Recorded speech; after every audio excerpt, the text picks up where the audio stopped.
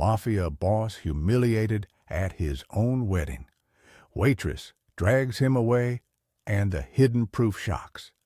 Everyone, the Moretti Hart wedding, filled the grand Magnolia ballroom like a magazine spread that forgot real people existed. Crystal chandeliers threw hard light over white linen, silver chargers and centerpieces tall enough to block the truth.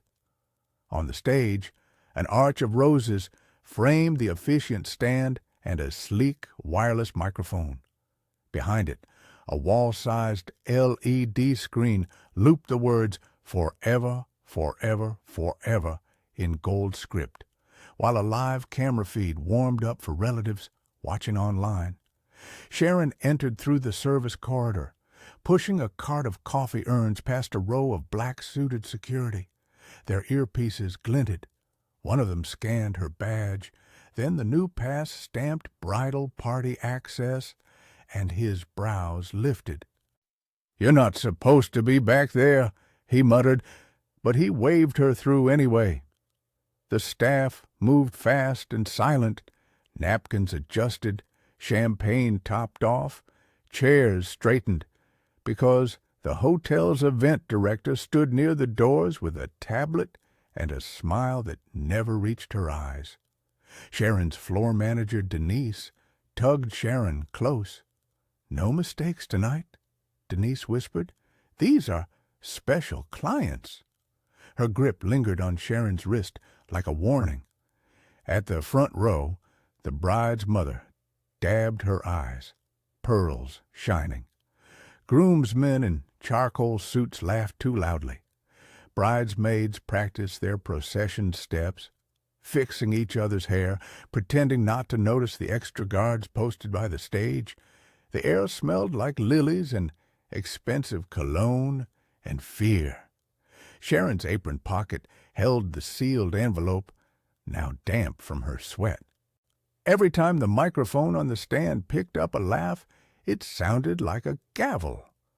She checked the exits, 2 blocked by guards, 1 by a velvet rope, and realized the crowd was a cage tonight. Then Damien arrived. Not through the side entrance where Sharon used to meet him, not with his usual impatient scowl, but down the center aisle like a saint. He stopped to shake hands, kiss cheeks, and flash that perfect smile at the cameras. When his gaze finally landed on Sharon, it slid past her like she was a chair until his fingers brushed the cuff of his tux, and Sharon saw the thin silver ring she recognized tucked on a chain under his shirt. He was wearing her marriage where no one could see it. Across the room, a photographer's lens zoomed in on that chain at Damien's collar, and the image auto-saved to the wedding's cloud album. Damien Moretti had learned to smile the way rich men smiled, slow, confident, like nothing could touch him. To the Harts, he was a self-made investor who donated to hospitals and shook hands with judges. To Sharon, he was the man who kept her mother's blood thinner in his pocket, like a leash.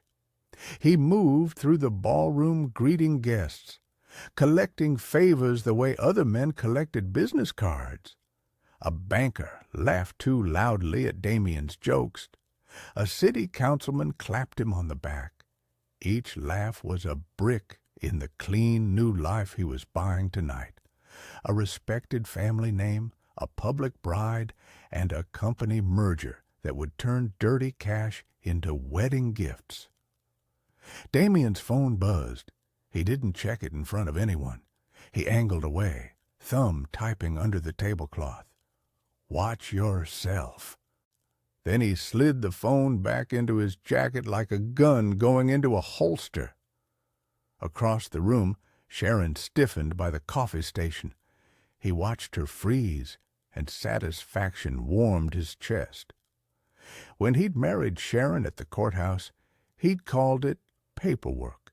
He'd needed a quiet spouse to sign documents, open accounts, and take blame if the money trail ever got sniffed.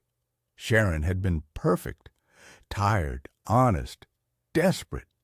He'd paid 2 months of nursing home fees and made her feel rescued, then tightened the trap with forms she couldn't read and threats she couldn't risk. Now she was a problem. The ring on his chain was proof he hadn't fully erased. If Sharon spoke today, it could stain the Hart family, spook investors, and ruin the image he'd built. Oh, so he planned the simplest fix: make her look unstable in front of witnesses who mattered. He nodded once at his head of security. The man murmured into his mic, and 2 guards drifted closer to the service corridor exits. Damien's gaze flicked to the wireless microphone on the stand. He imagined Sharon's voice breaking, imagined the crowd turning, imagined Madeline's father ordering her dragged out. Damien leaned down, lips near Sharon's ear as he passed her tray. "When I point," he whispered, "you walk up there and apologize for bothering us like a good girl." His smile stayed polite for the cameras, but his eyes warned her, one slip and Eli pays tonight. Then he lifted his hand toward the altar, and Sharon felt the whole room closing in. Denise shoved Sharon's cart into a linen alcove and hissed, "VIP request, bridal suite." Now. She pressed a white key card into Sharon's palm, the words "Bridal Party Access" stamped on the back, and pushed her toward the private elevator. Upstairs smelled like hairspray and money. In the hallway outside the suite, 2 women in matching silk robes laughed while a stylist pinned curls. Sharon balanced a tray of espresso and tiny pastries, trying to breathe. Then a 3rd woman stepped out, tall, sharp cheekbones, red dress instead of white, holding a clipboard like a weapon. She didn't ask who Sharon was. "Pierce," she said, pronouncing it like dirt. "You're late." Sharon's stomach dropped.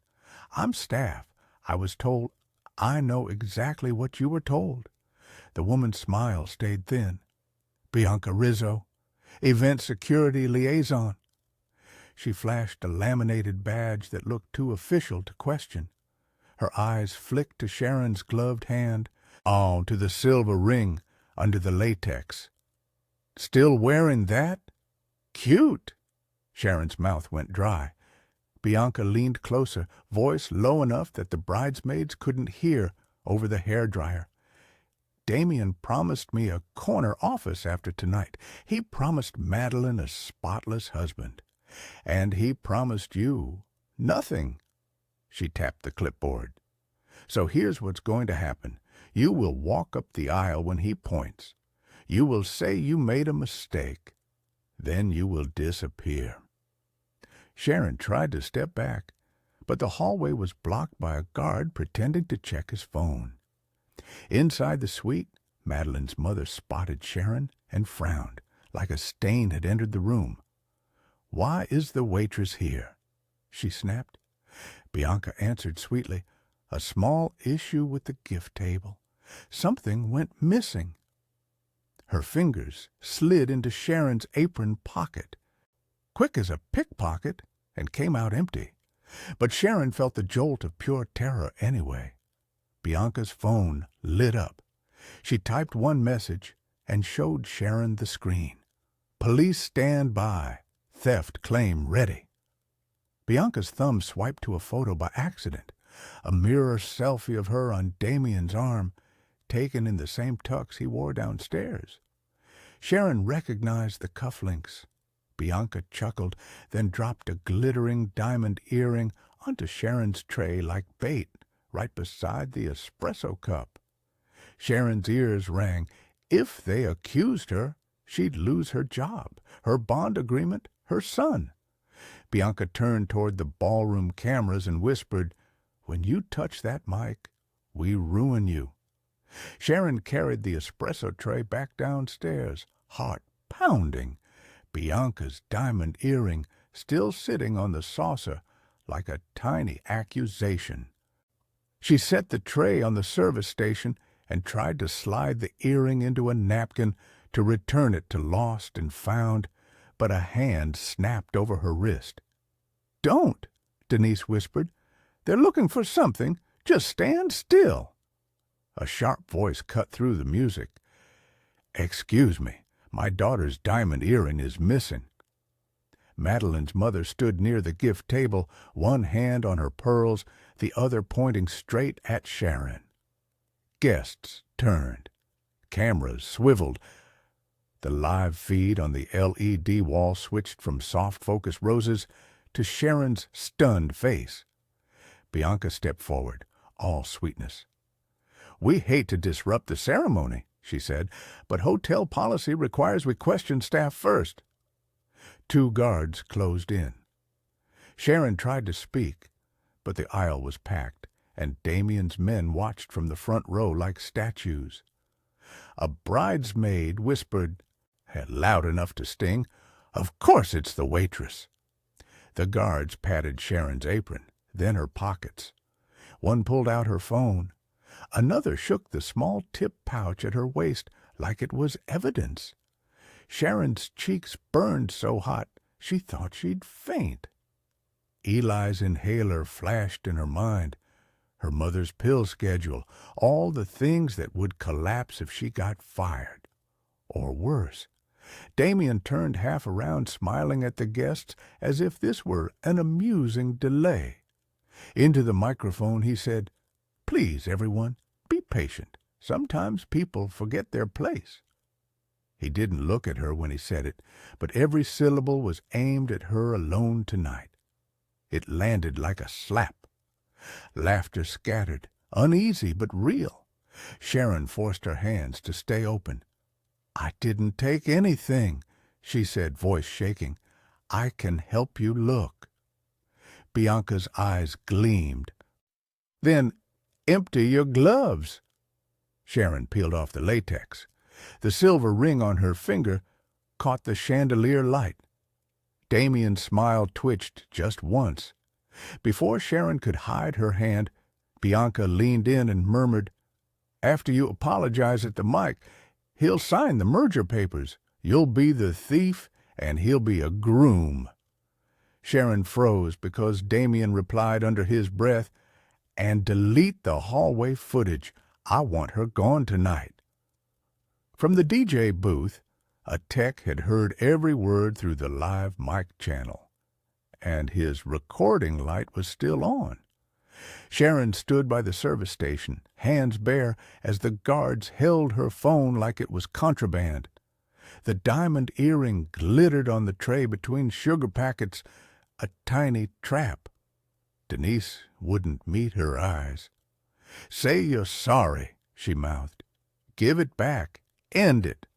"But I never—" Sharon began, and the closer guard cut her off with a flat, practiced smile. "Ma'am, you can explain it to the police after the ceremony."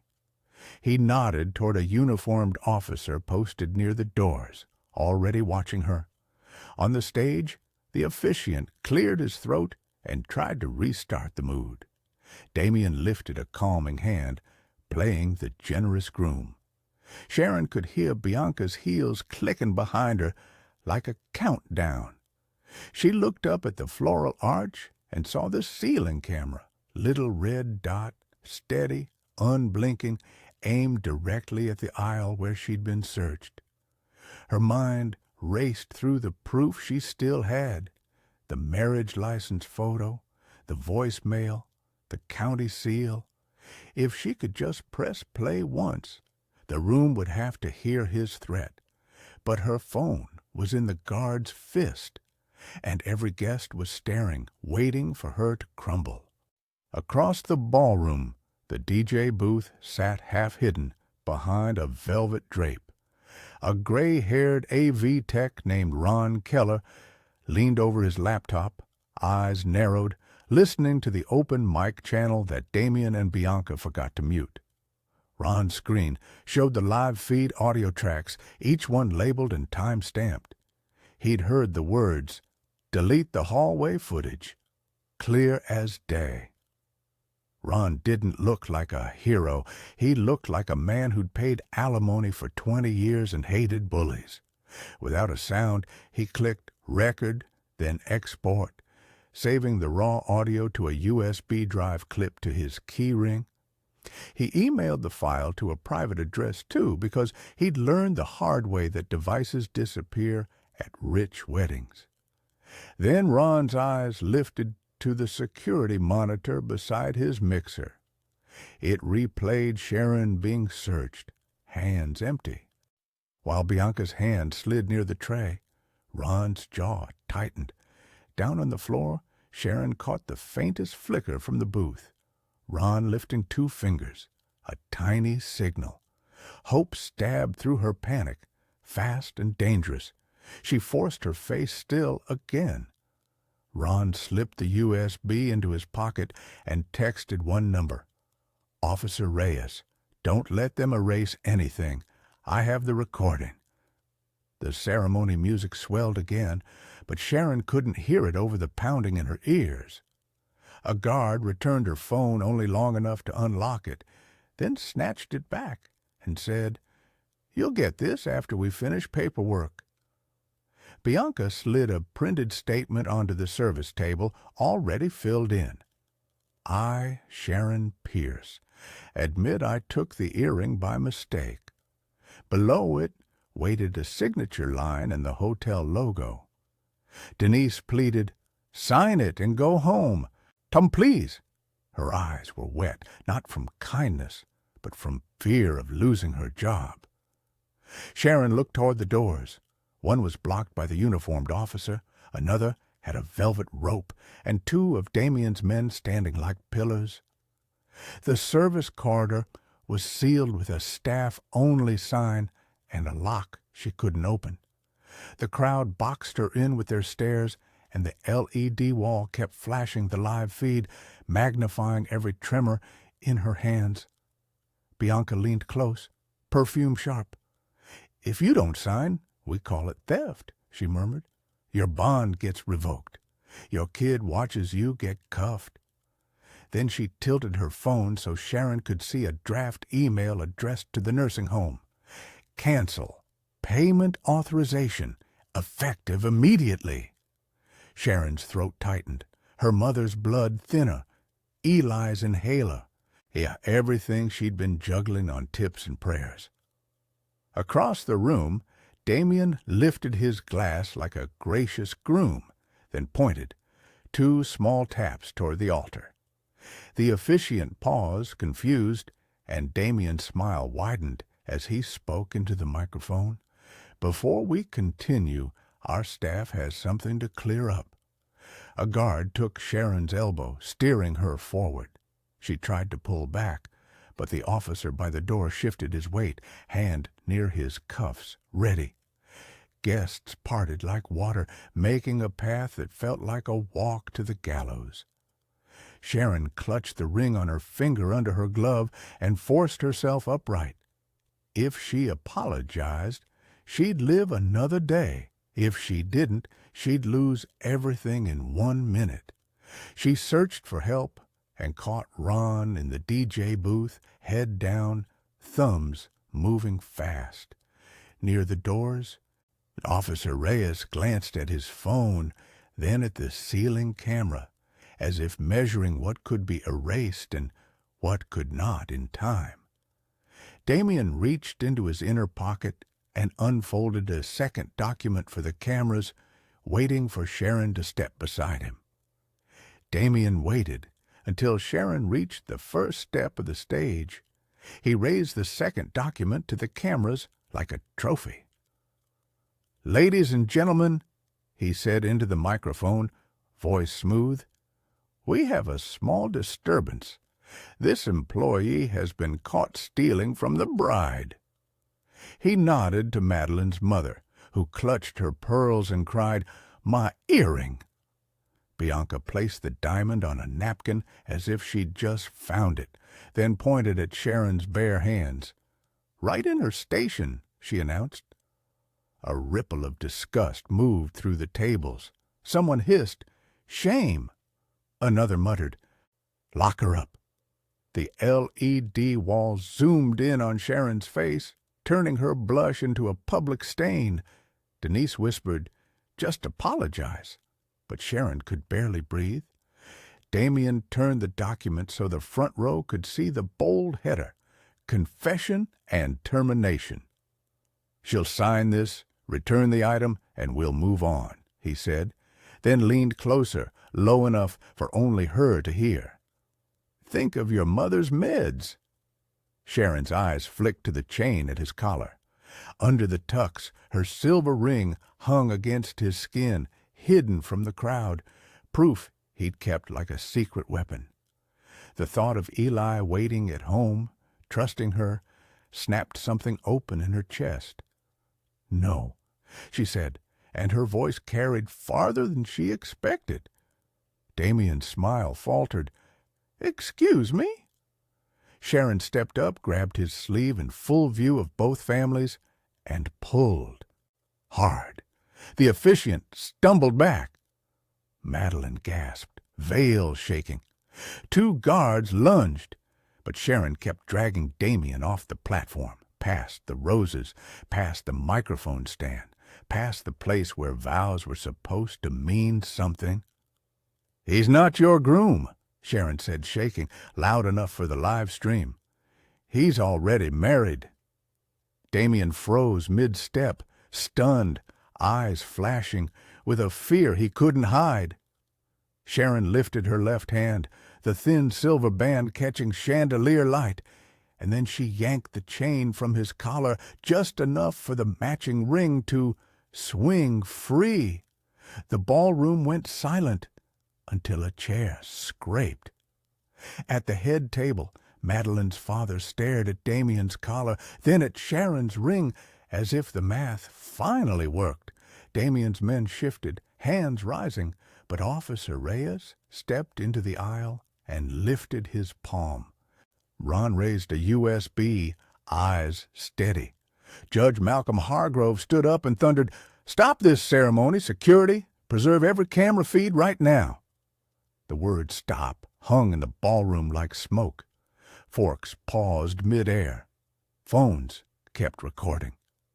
Madeline's mother let out a strangled sob, then turned on Sharon with a glare that could peel paint. "This is a setup," she snapped. "She's trying to ruin my daughter." Whispers rolled through the tables. Mistress, con artist, crazy staff. Sharon felt them land on her skin, hot and sticky. She could still taste Damien's cologne from where she grabbed him. Her apron suddenly felt like a costume, proof she didn't belong. Damien recovered first. He lifted both hands, calm, wounded, respectable. "Judge, I beg you," he said, voice steady for the live stream. "This woman is an employee I had to terminate. She's been harassing me for months. Look, she already stole tonight." He nodded toward the napkin with the earring. Bianca stepped in fast, eyes shining.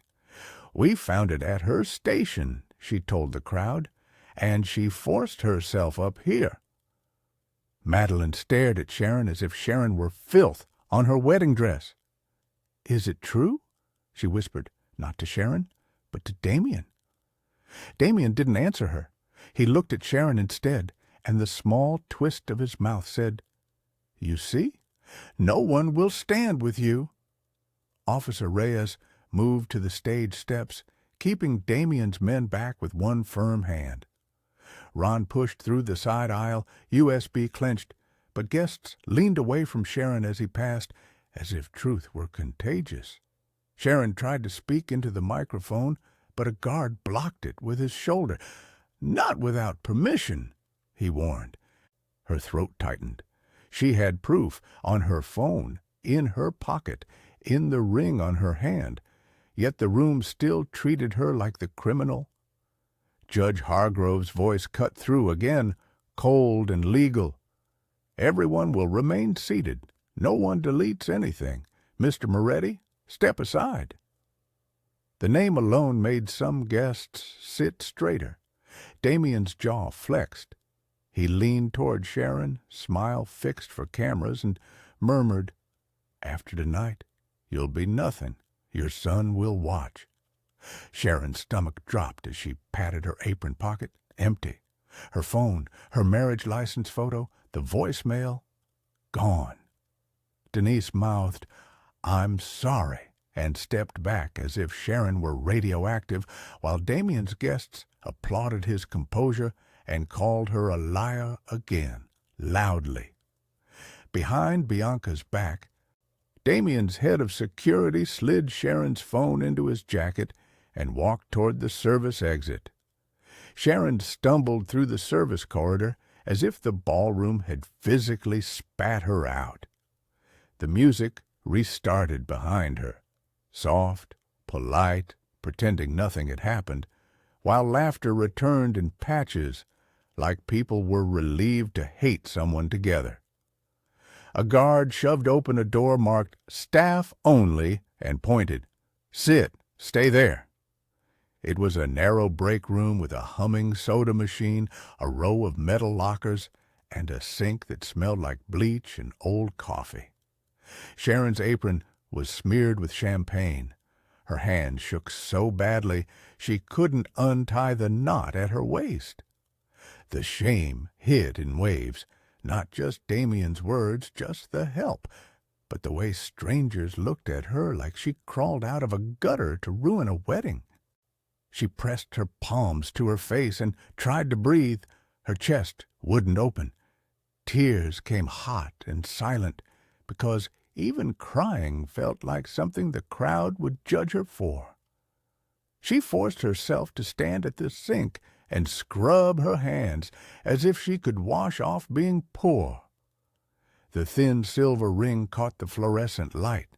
She stared at it until her eyes blurred, remembering the courthouse, Damien's warm hand, the quick vow, his laugh afterward, like the whole thing was a private joke that trapped her forever. She had believed him for one stupid second, believed she mattered. Her phone was gone, her proof was gone. The guards had it, and Damien's people would wipe it clean like they wiped everything else. Sharon opened her locker with trembling fingers and found her emergency envelope. 5 crumpled dollars, Eli's spare inhaler, and a folded photo of her mother in that church hat. The photo was creased down the middle. Sharon pressed it to her forehead like a prayer. "If I go to jail," she whispered, "who takes him to school? Who sits with Mom?" Her throat tightened until it hurt. Then she heard Damien's voice in her memory. "You won't survive this." And something inside her stopped collapsing and hardened instead. She looked at her own reflection in the cracked break-room mirror. Mascara smudged, face blotchy, apron crooked. A woman everyone expected to fold. "I'm done begging," she said out loud, and the words didn't sound weak. They sounded final. She wiped her cheeks, straightened her apron like armor, and reached into the back of her locker for the cheap prepaid phone she kept hidden for emergencies, the one Damien didn't know about. The prepaid phone buzzed once, and an unknown number lit the screen with a message, "Don't leave! Judge Hargrove wants you now." Sharon slipped out of the break room and into the service hall, clutching the prepaid phone like it could keep her upright. Denise met her halfway, eyes darting. "They fired you," she whispered. "They're calling the police. I'm sorry, Sherry." Fired. The word landed heavier than any insult. Her badge had already been deactivated. The elevator wouldn't open. A guard steered her toward a side exit, away from guests, away from cameras. "You're done here," he said. "If you come back in, you're trespassing." Sharon's prepaid phone rang. Nursing Home Cedar Glen. She answered with shaking fingers. "Mrs. Pierce," the administrator said, "your payment authorization was canceled an hour ago." We cannot dispense your mother's blood thinner tonight without a new card. My what? Sharon stared at the wall as if it might explain. She pictured her mother's thin wrist, the bruise from last week's IV, the way her eyes searched for Sharon's face. "Please," Sharon said, voice cracking, "give me until morning." "I'm sorry," the woman replied. "Policy." A second call came in, Eli's school number. "Ms. Pierce," the nurse said, "Eli had an asthma flare. We used his backup inhaler. Do you have another one at home?" Sharon's knees buckled. Her spare inhaler was in her locker upstairs. Her locker key was on the apron she no longer had. She pressed her forehead to the cold cinder block. Damien had taken her paycheck, her phone, her proof, and now he was reaching for her child and her mother. She opened her banking app on the prepaid phone. Account frozen. A red notice flashed, "Fraud review in progress." Under it, a new charge posted, "Cedar Glen reversed." In the distance, she heard applause from the ballroom, the ceremony moving forward as if she'd never existed. Sharon bit her lip until she tasted blood and forced herself to stand. "I'm not going to disappear," she whispered. "Not this time." Outside the side exit, rain slapped the loading dock. A patrol car idled, blue lights off, waiting. The guard handed Denise a sealed envelope marked "Incident Report" and said, "If she runs, call me." Sharon's stomach turned. Her hands were empty, but her name was already printed on the crime. Her employee photo looked guilty on it. A door clicked behind her. Footsteps approached, steady, unhurried. A man's calm voice said, "Ma'am, I'm Luis Reyes, security, and I saw what they did to you." Rain slapped the loading dock in cold sheets as Sharon backed toward the brick wall, expecting handcuffs. The man who approached wasn't a cop. He wore a hotel security jacket, salt and pepper hair, and a calm face that said he'd seen panic before. "Ma'am, I'm Luis Reyes," he said, holding his badge where she could read it. "I saw what they did to you, and Judge Hargrove just ordered every camera feed preserved. That means nobody gets to lose evidence tonight." Sharon's throat worked. "They're saying I stole. I watched the search." Reyes cut in, gentle but firm. "Your hands were empty. Then the earring appears on a napkin like magic. That's not policy. That's a setup."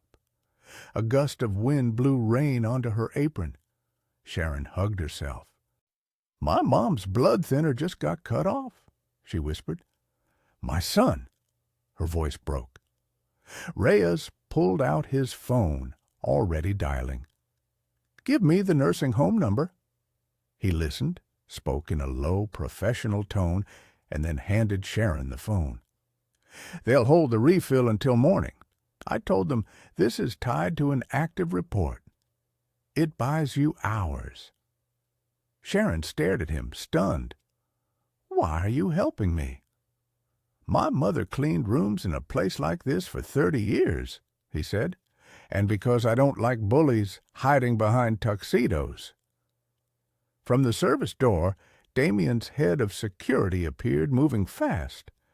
Reyes stepped into his path. "Sir," Reyes said, voice turning official, "per Judge Hargrove's preservation order, I need any devices taken from staff. Now." The man hesitated, then slipped Sharon's phone out of his jacket. Reyes took it, sealed it in a clear evidence bag from his belt kit, and wrote the time on a label with a marker. "Your voicemail and photos are still here," Reyes told Sharon. "Don't unlock it for anyone but me or the judge." He nodded toward a quiet office door.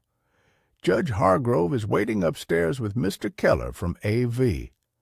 I've got the key card logs, the confession form, and the camera timestamps in a file. You're not alone anymore." As they headed inside, Sharon saw the ballroom doors open and realized Judge Hargrove was about to call her back in front of everyone. The hotel's back office smelled like toner and burnt coffee. Judge Malcolm Hargrove sat at a small table, suit jacket off, reading glasses on, while Luis Reyes sealed Sharon's phone in a clear bag and Ron Keller plugged a USB into his laptop. "Play it," the judge said.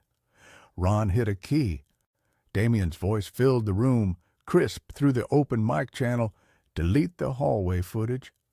I want her gone tonight." Bianca's laugh followed. Sharon's stomach turned, but Judge Hargrove didn't flinch. He scribbled the timestamp and nodded at Reyes. "Chain of custody," he ordered. Reyes pulled up the security feed. On screen, Sharon stood at the service station, hands empty, while Bianca's manicured fingers slid an earring onto the saucer the second the guard looked away. The camera angle caught the sparkle, the exact moment the lie was born. Ron exported the clip and burned it to 2 drives. Sharon swallowed. "They took my proof," she said. Reyes lifted her phone bag. "Not anymore." He opened the photo gallery without unlocking messages.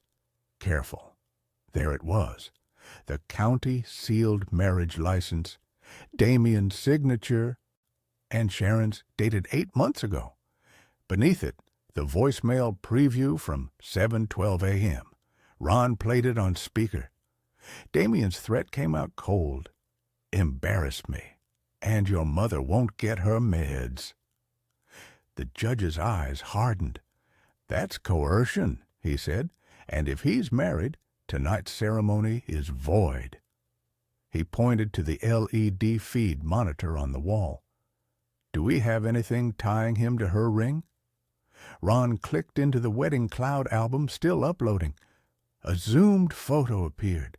Damien's collar, a chain, a silver ring swinging in plain sight. "Photographers saved it automatically," Ron said. "He can't delete the cloud from the aisle."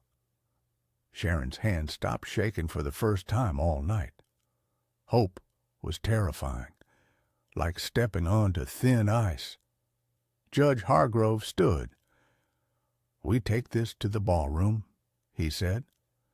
Then he paused, the eyes narrowing at a line on the keycard log. "One more thing," he added.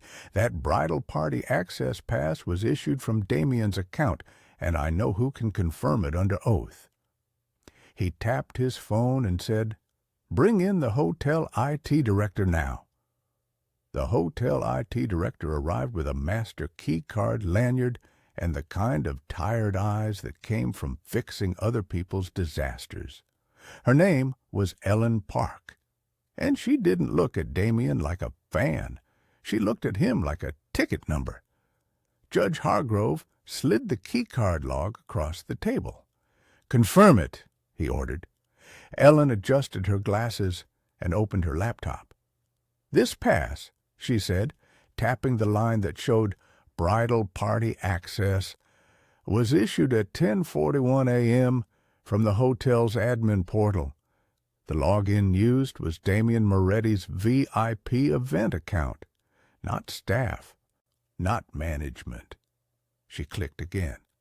"And someone attempted to delete hallway footage at 8:22 p.m. using that same credential. The system blocked it because your preservation lock is active, Judge." Sharon's breath hitched. "So he summoned me," she whispered. "He planned it." "Planned and executed," Ellen said, flat. "Also, you're a payroll." She glanced at Reyes, then pulled up another screen. "Your direct deposit authorization was changed last month from this IP address." She pointed to a location tag tied to a private suite on Damien's floor. "Your wages were rerouted to an account under a corporate name, but the signatory matches the same county signature on your marriage license photo." Ron let out a low whistle. Reyes's jaw tightened. Sharon felt sick, then strangely clear. Damien hadn't just controlled her. He'd been stealing her life in neat, legal-looking lines. Judge Hargrove stacked the evidence like bricks. The open mic recording, the security clip of Bianca planting the earring, the cloud-saved photo of Damien's hidden ring, the marriage license with the seal, and now the IT log that proved the trap was triggered from Damien's own account. "This is why he tried to brand you a thief first," the judge said. "If you look unstable, nobody listens when you say wife. And if he marries Madeline tonight, he turns his double life into a weapon. Your silence becomes the price of your mother's medication." Sharon's voice came out small. "What do I do?" Judge Hargrove looked her dead in the eye. "Sharon, you're not powerless. Tonight, you stop being the cover story." He nodded at Reyes. "We go back in. We present it in order. And we do it where his lies were spoken, on that stage." In 5 minutes, the LED wall in the ballroom would switch from forever to the security clip, and Damien wouldn't be able to stop it. Sharon watched Ellen Park lock the logs, Reyes seal the drives, and Ron slip a second USB into an evidence envelope. For the first time in months, the truth sat on the table like something solid she could hold, not a memory Damien could laugh away. Judge Hargrove slid a pen toward her. "This is not a confession," he said. "It's a statement of facts. You sign it, and it becomes your voice, even if they try to drown you out." Sharon's fingers trembled as she wrote her name. She thought of Eli's backpack on the kitchen chair, the inhaler she'd rationed, the way he pretended he wasn't scared when his chest tightened. She thought of her mother's thin hand in the nursing home, searching the air for Sharon's. Damien had used those two people like locks on a door. She used the prepaid phone to call the school nurse back. "I'm sending my neighbor," she said. "Eli goes with Mrs. Danner, no questions." Then she called Cedar Glen, and for the first time didn't plead, she informed. "This payment is being reinstated," she told the administrator. "A judge is involved. I will have the card number within the hour." "No more," Sharon said, turning back to the table. Her voice was quiet, but it didn't shake. "No more private threats. No more secrets. No more paperwork that ruins my life while he smiles for cameras." Reyes nodded. "We can escort you. We can keep him back." "I don't need saving," Sharon replied, surprising herself. "I need the room to hear the truth, and I need it recorded." She looked at Ron. "Can you route the clip to the LED wall?" Ron's mouth curved. "Already cued. 1 click." Hargrove stood and buttoned his jacket. "You will speak once," he said. "Short, clear. Then we let the evidence speak louder than you ever could." Sharon reached up and pulled off the latex gloves, tossing them in the trash like shed skin. She straightened her apron, then stopped and untied it. She folded it neatly and set it on the chair, not because she was ashamed of the work, but because she refused to be reduced to it. She took a steady breath, lifted her chin, and met her own eyes in the office window reflection. "Damien wanted a powerless woman," she whispered. "He brought the wrong one." When the ballroom doors opened, Sharon stepped toward the stage where Damien was strongest, and this time she carried the file. Sharon followed Reyes and Judge Hargrove down the back hallway, away from the ballroom's perfume and whispers. In a quiet staff lounge, Ellen Park handed her a plain navy blazer from Lost and Found, left behind after a conference, never claimed. It fit a little tight at the shoulders, but it made Sharon look like someone who belonged at the front of the room, not behind a coffee cart. Reyes clipped a small body cam to his uniform and checked the red light. Ron opened his laptop and tapped through folders labeled with times. 8:19 p.m. Search. 8:22 p.m. Deletion attempt. 8:27 p.m. Open mic threat. Judge Hargrove arranged the evidence in a simple stack. The security clip, the audio recording, the IT log, the key card pass, the cloud photo, and the marriage license photo. "We tell it like a timeline," he said. "No speeches, no drama, just facts. If Damien interrupts, Reyes will pause the feed and mark it. If Bianca lies, Ellen will confirm the logs. And if Madeline breaks, Sharon will not plead. She will let the evidence answer for her. He can't shout down timestamps." Sharon washed her face in the sink, smoothed her hair back with wet hands, and stared at herself. Her wedding ring was still on. She almost took it off, then stopped. "This isn't shame," she whispered. "This is proof." Her prepaid phone buzzed again. "Mrs. Danner, Eli's safe with me." Sharon exhaled so hard her ribs ached. For the first time that night, fear loosened its grip enough to make room for something else. Determination. At the ballroom doors, Reyes spoke to the hotel manager and pointed at the judge. The manager's smile faded into respect. 2 guards repositioned to block Damien's men, not Sharon. Ron slipped a thumb drive into the AV rack and nodded once. Ready. Sharon stepped into the doorway. The room was still seated. Ceremony paused, the officiant hovering like a man who'd lost his script. Damien stood near the altar with Madeline, smiling too wide, telling the guests it was a misunderstanding. Bianca hovered at his elbow, eyes scanning for Sharon like a predator. Judge Hargrove walked in first, voice firm. "We will address this now," he said. Sharon followed, file folder against her chest, and every phone in the room lifted again. Behind the LED wall, Bianca's hand slid toward the power switch as Ron's finger hovered over play, while the LED wall stopped looping forever and filled with grainy security footage. Sharon at the service station, hands empty, eyes wide with panic. The camera angle caught Bianca stepping in close, then, quick as a magician, sliding the diamond earring onto Sharon's saucer the second the guard turned his head. A gasp rolled through the ballroom. Madeline's mother's mouth fell open, pearls trembling at her throat. Judge Hargrove didn't raise his voice. He didn't need to. "Timestamp, 8:19, he said. "Planting, then the accusation, then the demand for a signed confession." Damien lunged a half-step toward the AV rack. Reyes shifted smoothly in front of him, palm out. Body cam blinking red. "Don't," Reyes warned. Ron clicked again. The open mic audio boomed through the speakers, clean and undeniable. Damien's voice, "Delete the hallway footage. I want her gone tonight."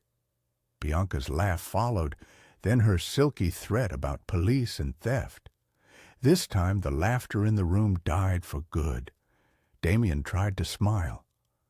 "That's edited," he said, too fast. "This is a—" Ellen Park walked to the front with her laptop open like a sworn statement.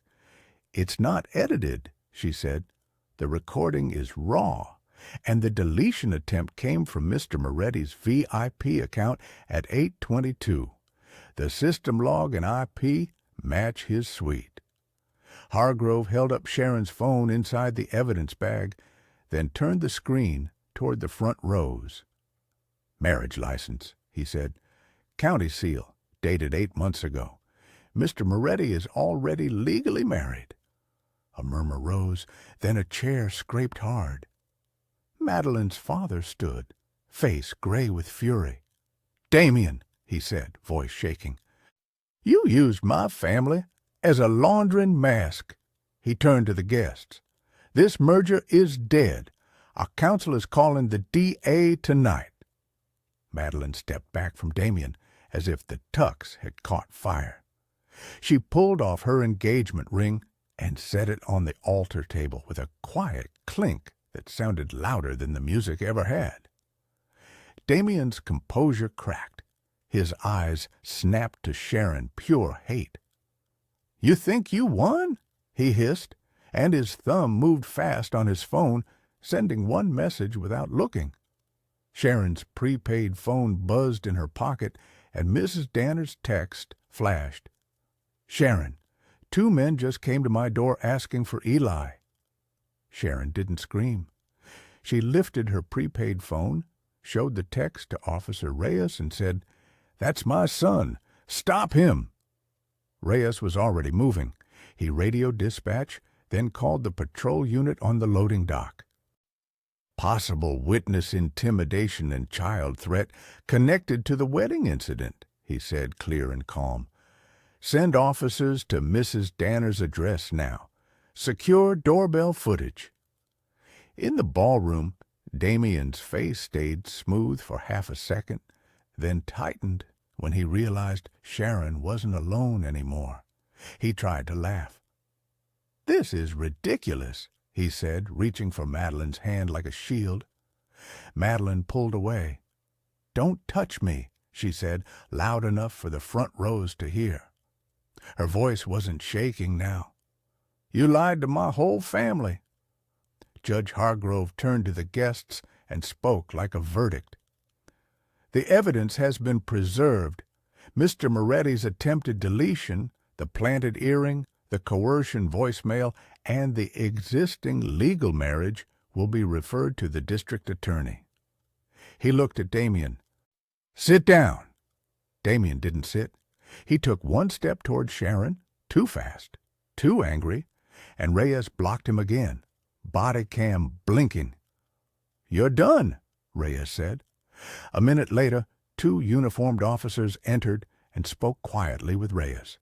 One nodded and said, "We've got units at the address. 2 men are being detained on the porch. Doorbell video confirms they asked for the child by name." The room turned ice cold. Madeline's father faced the guests, jaw clenched. "This wedding is over," he announced. "Our merger is canceled. Our lawyers are meeting the DA tonight." Then to Sharon he added, "I'm sorry you were treated like trash in our house." Damien's world collapsed in real time. Cuffs, flashing badges, phones still recording, and partners walking out without shaking his hand. 3 months later, Sharon's fraud flag was cleared, all her wages restored, and her mother's care was covered through restitution and a civil settlement. The hotel rehired Sharon with benefits, and the Hargroves helped her move into a safe apartment near Eli's school. On Sundays, she stopped hiding her ring finger and started holding her son's hand in church again. She learned one simple rule: love doesn't demand silence. It protects you in the light. So that's how the story closes. And hey, my wonderful friends, are you still here with me?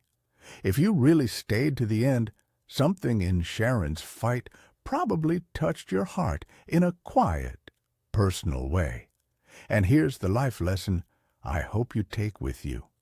Shame is the favorite weapon of people who want to control you. They count on you staying silent, looking down, being polite, while they rewrite the truth. But dignity doesn't come from winning an argument. It comes from choosing your values, gathering real proof, and standing where the light is. That's where healing begins. Stoicism says it best.